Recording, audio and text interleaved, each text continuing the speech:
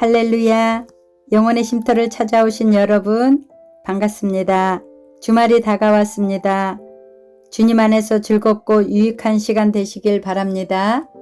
오늘은 마가복음 5장 6장을 통해서 믿음으로 나아갈 때 예수님께서 그들을 사랑과 능력으로 고쳐주시는 모습을 읽겠습니다. 5장 예수님과 제자들이 호수 건너편 거라사 지방으로 갔습니다. 예수님께서 배에서 내리시자 더러운 귀신이 들린 어떤 사람이 무덤에서 나와 예수님을 만났습니다. 이 사람은 무덤 사이에서 살고 있었는데 그 누구도 그를 묶을 수 없었고 쇠사슬로도 묶을 수 없었습니다. 여러 번 쇠고랑과 쇠사슬로 그를 묶어보았으나 그는 쇠사슬도 끊고 쇠고랑도 부수었습니다. 아무도 그를 당해낼 수 없었습니다. 그는 밤낮으로 무덤과 산을 돌아다니며 소리를 지르고 돌로 자기 몸에 상처를 내곤 하였습니다. 귀신 들린 자가 멀리서 예수님을 보고 달려와 엎드려 절을 하였습니다. 그리고 큰 소리로 가장 높으신 하나님의 아들이신 예수님, 저와 무슨 상관이 있으십니까? 제발 저를 괴롭히지 마십시오 하고 외쳤습니다. 그것은 예수님께서 더러운 귀신아 그 사람에게서 나오너라 하고 그에게 말씀하셨기 때문입니다. 예수님께서 그에게 물으셨습니다. 내 이름이 무엇이냐? 그가 대답했습니다. 레기온입니다. 이는 우리의 수가 많기 때문에 붙여진 이름입니다. 그는 예수님께 자신들을 또다시 이 지방에서 쫓아내지 말아 달라고 간청하였습니다. 마침 그곳 산허리에서 많은 돼지떼가 먹이를 먹고 있었습니다. 더러운 귀신들이 간청했습니다. 우리를 저 돼지들에게 보내셔서 들어가게 해 주십시오. 예수님께서 그렇게 허락하셨습니다. 더러운 귀신들은 그 사람에게서 나와 돼지떼 속으로 들어갔습니다. 그러자 거의 2,000마리나 되는 돼지떼가 호수 쪽으로 산비탈을 내리달아 빠져 죽었습니다. 돼지를 치던 사람들이 달아나서 읍내와 촌에 있는 사람들에게 이 사실을 알렸습니다. 그래서 사람들이 무슨 일이 일어났는지 보려고 왔습니다.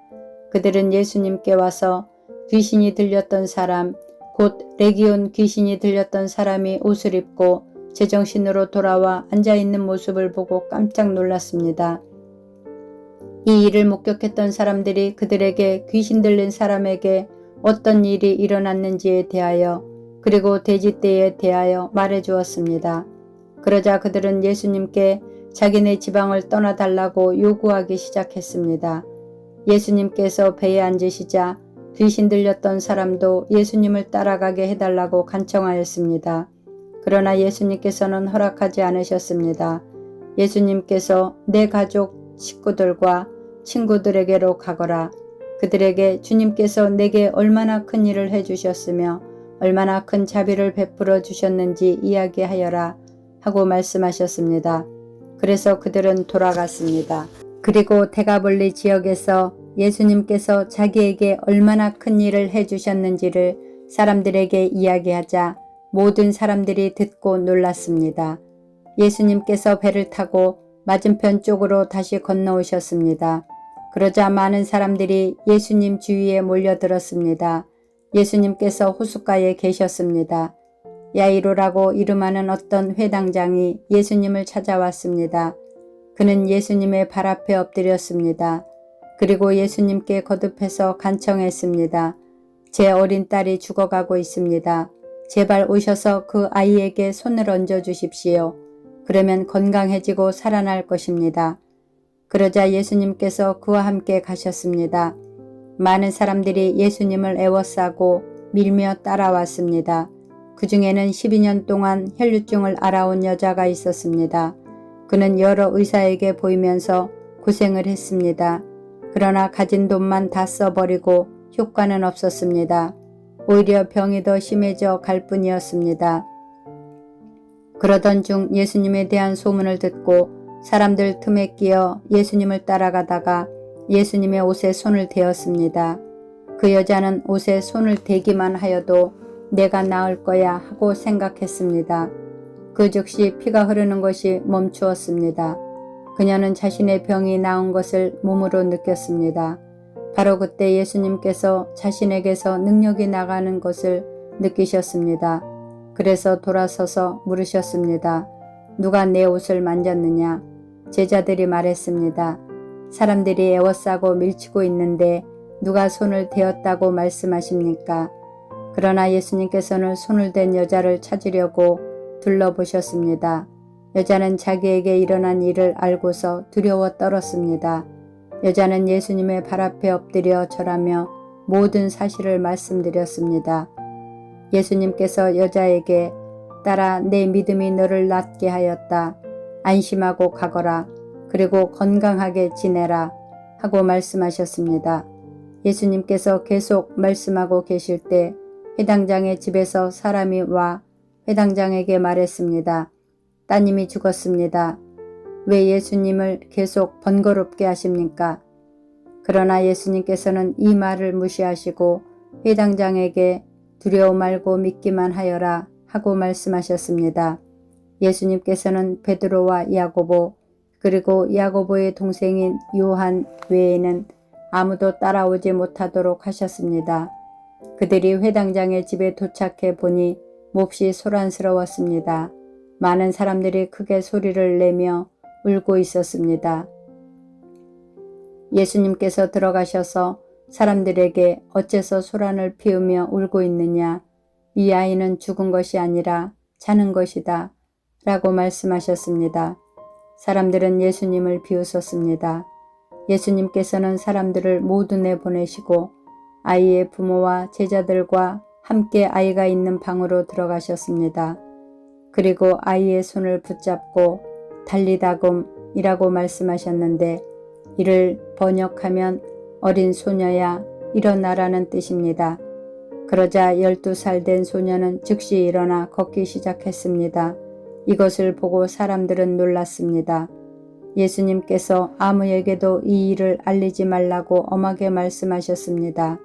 그리고 아이에게 먹을 것을 주라고 말씀하셨습니다. 6장 예수님께서 거기를 떠나 고향으로 가셨습니다. 제자들도 예수님을 따라갔습니다. 안식일이 되자 예수님께서 회당에서 가르치기 시작하셨습니다. 많은 사람들이 예수님의 말씀을 듣고 놀라워하며 말했습니다. 이 사람이 어디서 이런 것을 얻었을까? 이 사람에게 있는 지혜는 어떤 것인가? 이 사람이 손으로 일으키는 기적은 어떤 것인가? 그는 목수가 아니냐? 그는 마리아의 아들이고 야고보, 요세, 유다, 그리고 시몬의 형이 아니냐? 그의 누이들도 우리와 함께 있지 아니하냐? 그러면서 사람들은 예수님을 배척했습니다. 예수님께서 그들에게 예언자가 고향과 친척과 자기 집을 제외하면 어느 곳에서나 존경을 받는다 라고 말씀하셨습니다.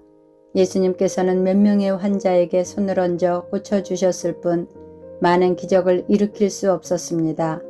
예수님께서는 그들이 믿지 않음에 놀라셨습니다. 그 후 예수님께서 마을을 두루 다니시며 가르치셨습니다. 예수님께서 12 제자를 불러 2사람씩 보내기 시작하셨습니다. 그리고 그들에게 더러운 귀신을 쫓는 권세를 주셨습니다. 예수님께서 제자들에게 명하기를 여행할 때에는 지팡이 외에 아무것도 가지고 다니지 말고 빵이나 가방도 가지지 말며 주머니에 돈도 넣고 다니지 말라고 하셨습니다. 또한 신만 신고 옷도 2벌씩 갖지 말라고 하셨습니다. 예수님께서 이어서 말씀하셨습니다. 어느 집에 들어가든지 마을을 떠날 때까지 거기 머무르도록 해라. 너희를 받아들이지 않거나 말씀에 귀를 기울이지 않으면 그곳에서 나올 때 신발에 묻은 먼지를 털어버려서 그들에게 증거로 삼아라. 제자들은 가서 사람들에게 회개하라고 전하였습니다. 또 많은 귀신들을 쫓아내고 많은 환자들에게 기름을 부어 병을 고쳐주었습니다. 예수님의 이름이 널리 알려져서 헤로드 왕도 예수님의 소문을 들었습니다. 사람들은 세례자 요한이 죽은 사람들 가운데서 살아난 거야. 그러니까 이런 기적이 그분에게서 나오는 거야 하고 말했습니다. 어떤 사람들은 이렇게도 말했습니다. 그분은 엘리야다. 또 다른 사람들은 그분은 옛날에 있었던 예언자와 똑같은 예언자야 라고 말했습니다. 헤롯이 이런 소리를 듣고 말했습니다. 내가 목을 잘라 죽인 요한이 다시 살아났구나. 예전에 헤롯은 요한을 잡아오게 하여 감옥에 가두어 둔 적이 있었습니다. 이는 헤로디아와 관련된 일로 헤롯이 자기 동생 빌립의 아내인 헤로디아를 아내로 삼아버렸기 때문이었습니다. 요한은 헤롯에게 자기 동생의 아내를 자기 아내로 삼은 것은 옳지 않았습니다. 라고 말하곤 하였습니다. 그래서 헤로디아는 요한을 미워하였습니다. 헤로디아는 요한을 죽이고 싶었지만 그럴 수 없었습니다. 그것은 요한이 의롭고 거룩한 사람이란 것을 아는 헤롯이 요한을 두려워했기 때문입니다. 그래서 요한을 살려두었습니다. 요한의 말이 듣기엔 괴로웠지만 그의 말을 즐겨 들었습니다. 그런데 요한을 죽일 수 있는 좋은 기회가 왔습니다.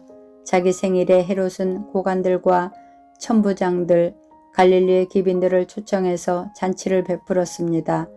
헤로디아의 딸이 춤을 춰서 헤롯과 잔치에 참여한 손님들을 즐겁게 해주었습니다. 그래서 헤롯 왕이 소녀에게 말했습니다. 내가 원하는 것을 말해라. 그러면 그것을 선물로 주겠다. 헤롯은 내가 무엇을 달라고 하든지 다 주겠다. 내 나라의 절반이라도 말이다. 하고 맹세했습니다. 소녀는 자기 어머니에게 가서 무엇을 달라고 할까요? 하고 물었습니다. 그러자 어머니가 대답했습니다. 세례자 요한의 머리를 달라고 해라. 소녀는 즉시 왕에게 돌아가서 바로 이 자리에서 세례자 요한의 머리를 쟁반에 담아주세요. 하고 요청했습니다. 왕은 매우 괴로웠지만 자기가 한 맹세 때문에 그리고 잔치에 참여한 손님들 때문에 소녀의 요청을 거절할 수 없었습니다. 왕은 곧바로 시위대의 군인을 보내 요한의 머리를 가져오라고 했습니다. 군인은 가서 감옥에 있던 요한의 머리를 잘랐습니다. 그리고 쟁반에 담은 그의 머리를 가져와 소녀에게 주었고 소녀는 그것을 자기 어머니에게 가져다 주었습니다. 요한의 제자들이 이 소식을 듣고 가서 요한의 시체를 가져다가 무덤에 묻었습니다. 사도들이 예수님께로 돌아왔습니다. 그리고 자신들이 했던 일과 가르쳤던 것을 모두 예수님께 말씀드렸습니다. 예수님께서 말씀하셨습니다. 외딴 곳으로 따라가서 잠시 쉬도록 하라. 이렇게 말씀하신 것은 오고 가는 사람들이 너무 많아 예수님과 사도들이 식사할 시간조차 없었기 때문입니다. 그래서 그들은 외딴 곳으로 배를 타고 갔습니다. 그러나 떠나는 모습을 보고 사람들이 그들인 줄 알아챘습니다. 그래서 사람들은 여러 성읍에서 길을 따라 함께 달려가서 그들보다 먼저 그곳에 이르렀습니다. 예수님께서 배에서 내리시면서 많은 사람들을 보셨습니다. 예수님께서는 그들을 불쌍히 여기셨는데 그것은 그들이 마치 목자 없는 양과 같았기 때문입니다. 예수님께서는 그들에게 많은 것을 가르쳐 주셨습니다.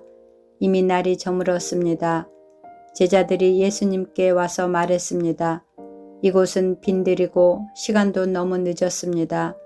그러니 사람들을 보내어 근처에 있는 농가나 마을에 가서 먹을 것을 사 먹게 하는 것이 좋겠습니다.